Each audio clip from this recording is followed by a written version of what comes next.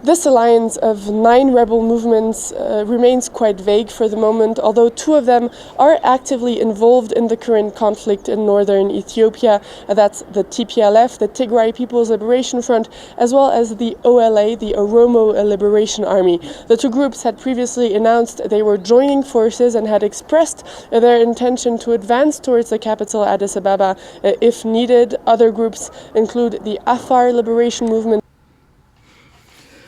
Hi, welcome to another episode of the Upriver Crawfish. I am your host, Sankara.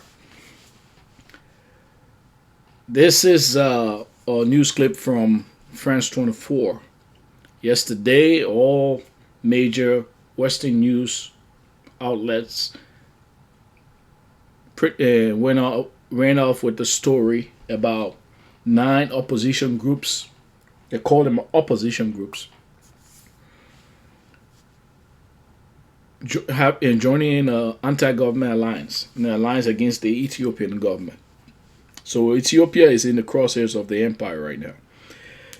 When this current conflict started, I immediately knew it has something to do with the empire, and this is confirming it. What they're actually trying to do is, or a Venezuela type of situation, trying to create a perception so as to make it seem like Abiy Ahmed has lost the country. The truth of the matter is, the majority of the Ethiopian people are with the government, not with the TPLF. When this conflict started, one of the things I was asking myself, what is the TPLF goal? They were kicked out of power because majority of the people in Ethiopia were tired with them. So, what was their goal to start this conflict? Because if they took over the whole of Ethiopia, they're going to continue to be challenged, and there's going to be an uprising against them. They can't go for independence for Tigray because Tigray on its own is not viable as a single entity, won't be able to support itself because they are enemies with Eritreans, and they would be enemy with the state Ethiopia. So what was this all about? Well, this is for regime change. The 10-year is regime change. And this is somewhat like to create a Juan Guaido movement, a situation that was in Ethiopia. And the empire hopes that they can put enough pressure on the Ethiopian government. Somehow, Abiy Ahmed will agree to step aside to bring in a coalition government full of puppets and empire and paid stooges who would then continue to do the bidding of the West, of the US. Abiy Ahmed, one of the things that he's done is try to get Ethiopia to be an independent country. Right now in Africa, there are only 2 sovereign nations in the whole of Africa. There's Algeria and there's Eritrea. Ethiopia was trying to put themselves in that, but the situation is so complicated. There are internal contradictions that made it such that Abiy Ahmed had to walk a fine line. So I'm going to delve into the nexus of this current conflict. But before I do that, let me give you a simplified version of the history of Ethiopia. This might be able to throw some light on how what makes things so complicated right now. Current day Ethiopia is has a population of 100 million people, approximately 100 million people. But Ethiopia is a nation or country of many nations. All right. The current demographics, I will just give a few. Tribal demographics in Ethiopia is the Oromo with 34.5%, Amar with 26.9%, Somali 6.2%, and Tigrayan around 6.1%. These figures are from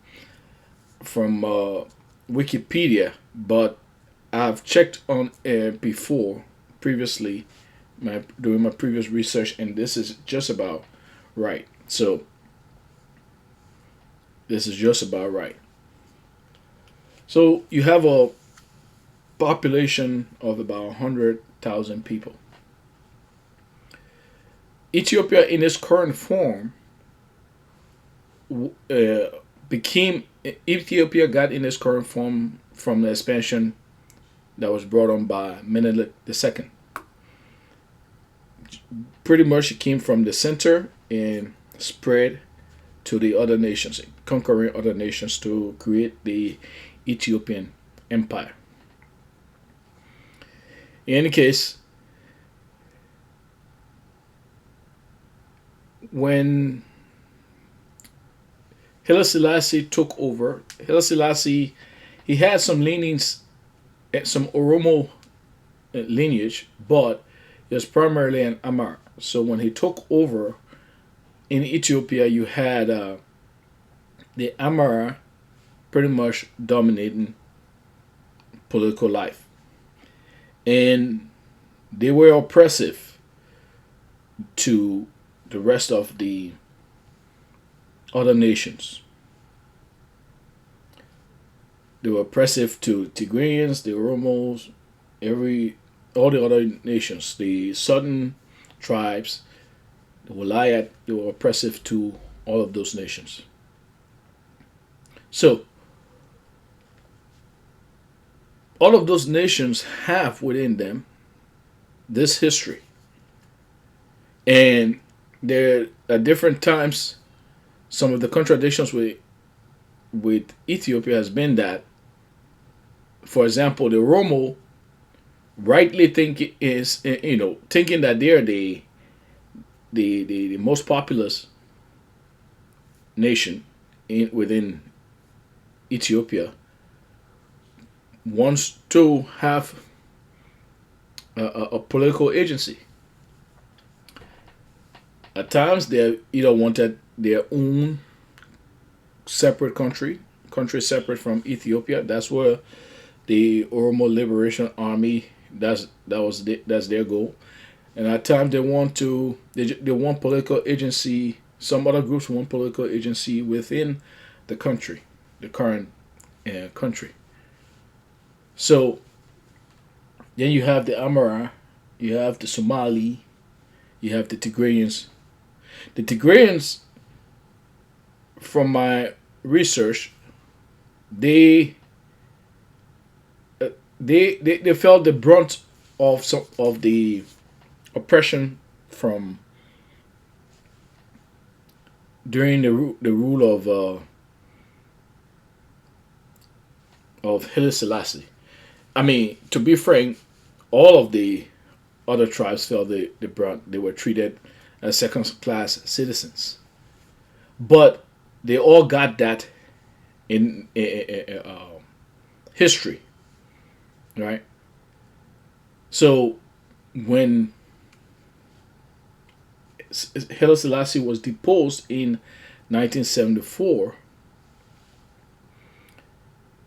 the Tigrayans actually initially backed the Derg, the military commission that deposed Haile Selassie, and it was a socialist government that was introduced under the Dirk. So there's that part. That this is the chapter dealing with how some of the internal contradictions where it started from. Ethiopia is a country of many nations. They were their own separate nations before they were brought into this empire. And then within this empire, there's one group of people, the Amara, that were dominating them before. They didn't have political agency. So we'll go from there. Next chapter is when the Dirk came to power. What happened then?